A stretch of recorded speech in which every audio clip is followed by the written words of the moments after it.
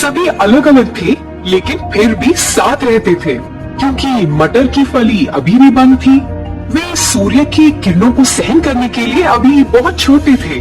वे सारा दिन सोते रहते थे, लेकिन रात में वे एक दूसरे से बात करते थे और अपने आसपास संगीत सुना करते थे, खासकर चंद्रमा का संगीत। सुंदर चंद्रमा तारों से लिपटा हुआ मटरों के लिए सुंदर गीत गाता था। पूर्णिमा के समय वह मृदंग बजाता था। चंद्रमा द्वारा बजाए जाने वाले तेज मृदंग को सुनकर मटर जाग जाते थे, लेकिन चंद्रमा का संगीत पर हर मटर की अपनी प्रतिक्रिया थी। मुझे मृदंग की आवाज बहुत पसंद है, बूम बूम बूम। मुझे तो गिटार बहुत पसंद है, मैं तो इससे प्यार करता हूँ, यह कितना सुखदायक है। मुझे तो वीणा बजाने का तरीका बहुत पसंद है, यह बहुत खूबसूरत है। आहा, इतना मधुर। ओह, यहाँ शांति क्यों नहीं है? संगीत को भूल जाओ।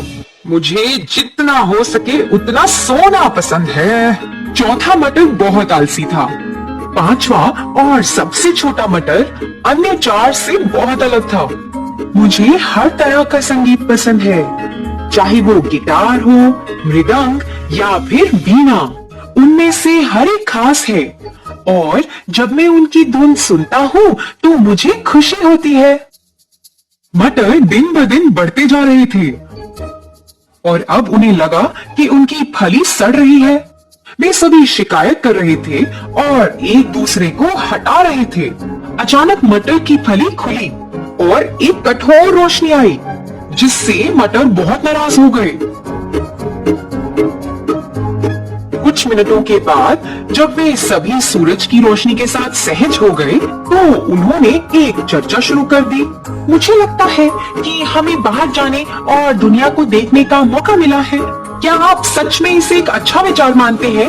मुझे लगता है कि दुनिया हमारे लिए खतरनाक हो सकती है। हम संभावनाओं पर चर्चा करने में अपना समय क्यों बर्बाद कर रहे हैं? मैं बाहर जाकर अलग अलग रंग देखना चाहता हूँ। मैं इस फली के बाहर जीवन का आनंद लेना चाहता हूँ। आप जो करना चाहते हैं वो करो, मैं तो बस सोना चाहता हूँ। चलो कोशिश करते हैं। हम लंबे समय से यहाँ हैं, हम बाहर की दुनिया को नहीं जानते हैं। उन्होंने अंत में इसे एक साहसिक कार्य के रूप में लिया और एक एक करके वे फली से नीचे खिसक गए।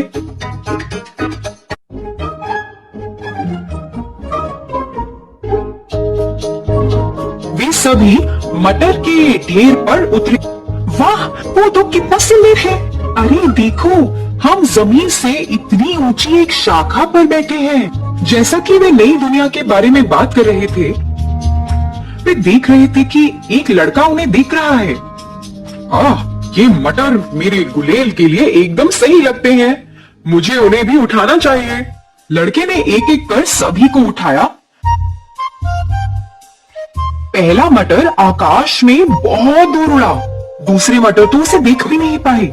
ओह, मैं मरने जा रहा हूँ। फिर लड़के ने अपनी गुलेल के साथ दूसरा, तीसरा और चौथे मटर को एक एक करके दूर फेंका। मटर चीख रहे थे जैसे वे जाने कहां उड़ रहे हो। फिर सबसे छोटा मटर उड़ा। वाह, मैं तितली की तरह बादलों में उड़ रहा हूँ। मुझे एक ऐसी जगह ले चलो जहां मैं महान जीवन जी सकूं। सबसे छोटा मटर एक खिड़की पर उतरा। जैसे ही उसने खिड़की से झांका, उसने देखा कि एक छोटी लड़की बिस्तर पर सो रही है। वे अस्वस्थ थी और लगातार खांसी कर रही थी। उसकी माँ उसे खाने के लिए कह रही थी, मेरी बेटी, कुछ खाने की कोशिश करो, ये तुम्हें बीमारी से लड़ने की ताकत देगा। मुझे माफ कर दो माँ, मुझे खाने का मन नहीं कर रहा। अगर तुम नहीं खाओगी तो कैसे मजबूत और स्वस्थ बनोगी? मटर ने देखा कि माँ छोटी लड़की को खिलाने की कोशिश कर रही थी, लेकिन लड़की खाने के लिए बहुत बीमार थी। लड़की के लिए माँ बहुत चिंतित लग रही थी। रात में जब लड़की सो गई तो मटर ने लड़की की माँ और उसके लिए प्रार्थना की और वह उनके लिए बहुत दुखी भी हुआ। वह मदद करना चाहता था। देर रात मटर ने खिड़की के माध्यम से कमरे में प्रवेश किया। चंद्रमा की रोशनी के साथ मटर ने लड़की के लिए मृदंग के साथ एक गीत गाया। अरे वहाँ कौन है? मुझे अभी कुछ आवाज सुनाई दे रही है। ये मैं हूँ, मैं यहाँ खिड़की में हूँ। अरे क्या तुम बोल रहे हो? मैंने पहले कभी मटर बोलते हुए नहीं देखा। मैं गा भी सकता हूँ। मैं आपके लिए चंद्रमा के मृदंग के साथ एक गीत गा रहा था। क्या? चांद का मृदंग? मैंने तो इससे सुना नहीं। आपको एक विशेष मटर होना चाहिए। इस दुनिया में हर कोई विशेष है और हर चीज में कुछ संगीत है। हमें सिर्फ ध्यान से सुनना है। आपके कहने का ये मतलब है कि मैं चांद का मृदंग सुन सकती हूँ? इस दुनिया में सब कुछ संभव है यदि आप विश्वास करते हो। ओह हाँ, मुझे लगता है कि अब चंद्रमा के मृदंग को सुन सकती हूँ मैं। लेकिन एक चीज है जो मेरे लिए संभव नहीं है। वो क्या है? मैं इस बीमारी से ठीक नहीं हो पाऊंगी।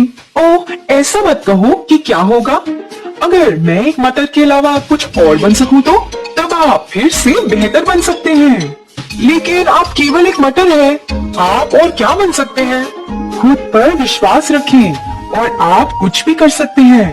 अगर मैं कुछ और बन जाऊं तो क्या आप मानेंगे कि आप ठीक हो सकते हो? हाँ ठीक है। सुबह जब लड़की जाग गई तो उसे मटर के साथ बातचीत याद आई। वह खिड़की के पास मटर को तलाश रही थी, लेकिन वो तो वहाँ नहीं था। ये कितना सुंदर है। जैसा कि मटर ने कहा, क्या मैं ये नहीं मान सकती कि मैं ठीक हो सकती हूँ? मुझे लगता है कि मैं बेहतर हो जाऊंगी। इसी बीच सबसे छोटा मटर उसे प्रेरित करना चाहता था। वह खिड़की के बाहर रहा और कुछ दिनों तक धूल में लिपटा रहा।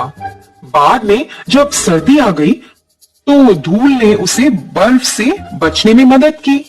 हर दिन वह खुद को अपने लक्ष्य की ओर धकेल रहा था। अगर मैं कुछ और दिनों तक अपनी इन परिस्थितियों से गुजरता रहा तो मुझे लगता है कि मैं अपना लक्ष्य हासिल कर सकता हूँ और छोटी लड़की से भी अपना वादा निभा सकता हूँ। सबसे मजबूत मटर सर्दियों के दौरान अपनी इच्छा शक्ति से बच गया। मौसम बदल गया और छोटा मटर तो अब खिल गया। वह कुछ शाखाओं और सुंदर फूलों के एक जोड़े के साथ एक पौधे में बदल गया। एक दिन लड़की की माँ ने खिड़की के बाहर उस सुंदर मटर के पौधे को देखा। देखो मेरी बेटी, ये हमारी खिड़की पर एक मटर है। अरे वाह, इसने अपना वादा निभा लिया माँ। क्या? कैसे वादा? माँ, ये मटर जो अब खिल चुका है और एक दूसरे रूप में तब्दील हो गया है। अब मुझे विश्वास है कि मैं ठीक हो सकती हूँ। अगर कोई मटर अपना जीवन बदल सकता है तो मैं क्यों नहीं बदल सकती? हाँ हाँ मेरे बच्चे, बेशक आप जल्दी बेहतर होंगी। लड़की मटर के पौधे को देखकर मुस्कुराई। उसकी माँ ने उस पौधे को धन्यवाद दिया और हर दिन उसकी अच्छी देखभाल की। कुछ दिनों बाद छोटी लड़की पूरी तरह से